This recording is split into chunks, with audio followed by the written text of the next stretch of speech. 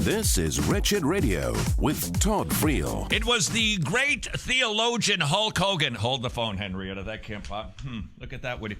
This is Wretched Radio. Hulk Hogan. Hulk Hogan Found himself in the news by quoting, well, not really quoting rightly, but nevertheless, quoting the Bible, calling the world to turn their attention to Jesus. Gotta like that part of it. Hulk Hogan, how old is the Hulkster? He's gotta be pushing 70. Terry? Terry, that's exactly right. You knew that it was Terry. Do you know his last name? Bollea. I do, because I've got the article. 66. Terry Gene Bollea, 66 years old. Could probably still snap me like a pencil. He's getting some slack because he tweeted or sent out whatever it is that the wrestlers use to get the information out there, calling this, what we are seeing with coronavirus, similar to the plagues of Egypt. Well, not so sure they're like the plagues of Egypt. Why? Because Moses had a message with the plagues that was very, very clear to a particular person. Let my people go. God told Moses, this is the message to that man. And if he does not, then this will happen. And it did. So that makes it a little bit more unique. That is not to suggest coronavirus does not have a message. It is just not as specific as the plagues were in Egypt, which, don't forget, all the plagues represented an idol.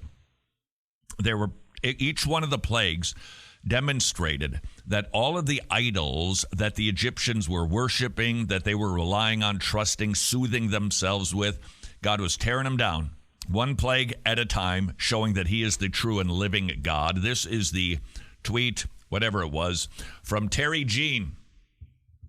Do you think he got beat up before he became Hulk Hogan because his name was Terry Gene? Might be a causal relationship. In 3 short months, he said, just like he did with the plagues of Egypt, God has taken away everything we worship. That's actually pretty good right there. It's subtle things that we worship. Health, security, freedom. Some of us still like that. Apparently, the youth not so much. Don't really concern themselves with the idea of liberty. Some of us like it. Don't you?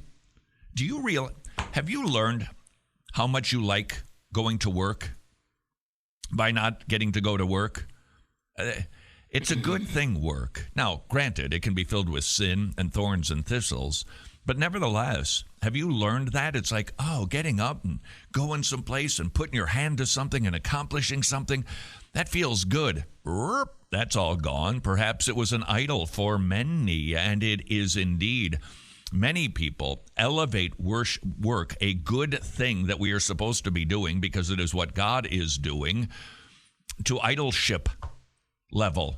And it can't be, because it can't deliver, because idols will always break the hearts of their worshipers, and God wants us working. He just doesn't want us worshiping work. He wants us worshiping him as we work. Maybe God's ripped that away from millions of people. The Hulkster said, you want to worship athletes? I'll shut down the stadiums. Where did he? You know what? If the Hulkster came up with this all by himself, he's no dummy, this guy. And I suspect he isn't. I don't think many of these people who get to that level are necessarily dum-dums. That's pretty smart stuff. He's done that, hasn't he? The Lord's taken away a whole lot of idols from a lot of people. I'm sorry. I'm not one of them. Because the Masters golf tournament isn't going to be happening this year. It hasn't taken one away from me.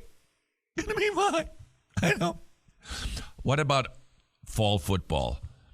What will happen, especially to the South?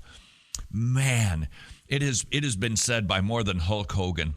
College football in the South, you talk about idolatry. It's a religion. Well, it is a It is a religion to many. And people who have been born again 16, 17 times down south, let me tell you something. They have clung to their university alma mater. Whatever their football team is, man, you cannot separate them from that. It is huge in the South. And if you're not below the Mason-Dixon line and you haven't spent time here, I didn't appreciate this till I got here. I knew it.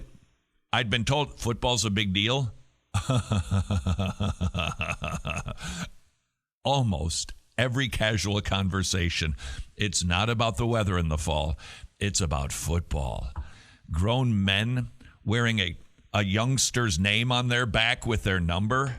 Are you kidding me?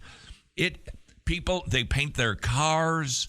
It's to give you an idea. Flags in the yard. Flags in the yard, flags off the window. You know, they've got those things, you hang them out the window and what have you. Or they've got the mascot on the front where they put it on the bumper. It's like the entire South is Green Bay, Wisconsin. You getting the picture here?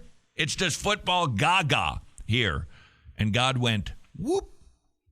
How you feeling now about your idol? We'll see what happens in the fall. You want to worship musicians, said the Hulk? I'll shut down civic centers.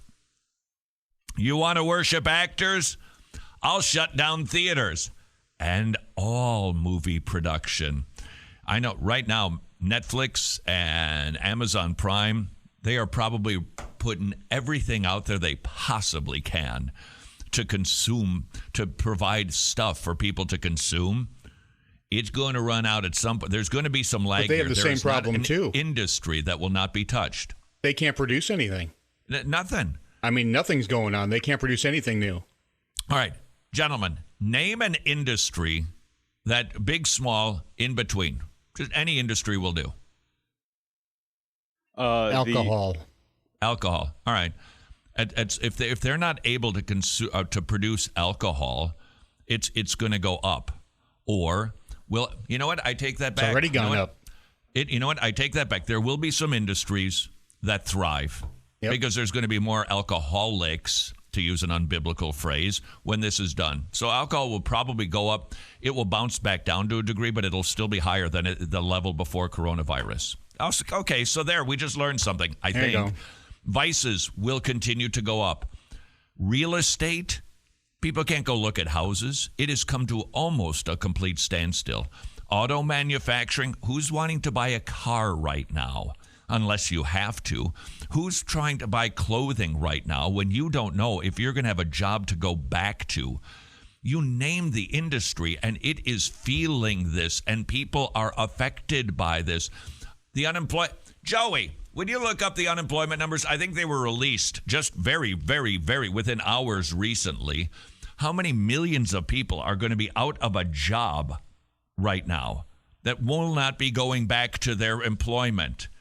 There is going to be pain for so long. And there's the church. Here's a question for you to consider. Most churches closed, if you will. Has our country felt a difference because of it? 340,000 Protestant outposts known as churches in this country. They are now shuttered temporarily. Has America felt that pinch? I don't think it has at all. Isn't that a wake-up call that the churches in this country have so little influence? I'm not talking about all of them. I'm not talking about good Bible-based churches that are feeding the sheep, that are ministering even to their neighborhoods. That's being felt. But on a national level, those are the exceptions, not the rule. If there was another industry, if you will, that had 340,000 franchises and they shut down, that would be monster. Chick-fil-A. You can't even go in Chick-fil-A and people are like, we got the fast food. There's more churches than fast food restaurants in this country. Did you know that? By a lot. There are more churches in this country than schools by a lot. And everybody's feeling those two industries being shut down. You hear anybody going, what are we going to do without the churches? Churches are closed down. What are we going to do? That, to me, is a statement on the potential lack of potency of churches in our country. Joey, how many people out of work? There were 6.6 million new claims this week. So it's up to 13%. Oh, and some people are talking like 30-some% by the time it's all done. That's real. That's actual. And those people's lives are being slammed by this. We've got to be asking ourselves the questions as the church. What could we be doing? How do we use this? What does this mean? This has to have some sort of implication for us if we're watchmen that are just waiting on the post to just jump in and figure this thing out and do something. Are we doing it? Many Christians are. If you're not one of them, I would again plead with you, just look around. You're in a different zip code than me, different skills, different giftings, different opportunities. See the need and fill it, if you can, with necessities, but definitely with the primary need, which is the gospel. Otherwise, the Hulk might come after you. Is that still a threat? This Not as is much. Wretched Radio.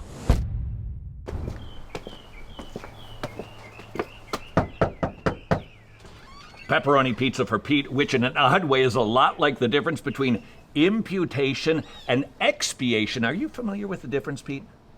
I didn't order a pizza? But it actually in Latin means completely, to completely atone. It's a Latin word, expiationem, and yet an action noun because it comes from the past participle stem of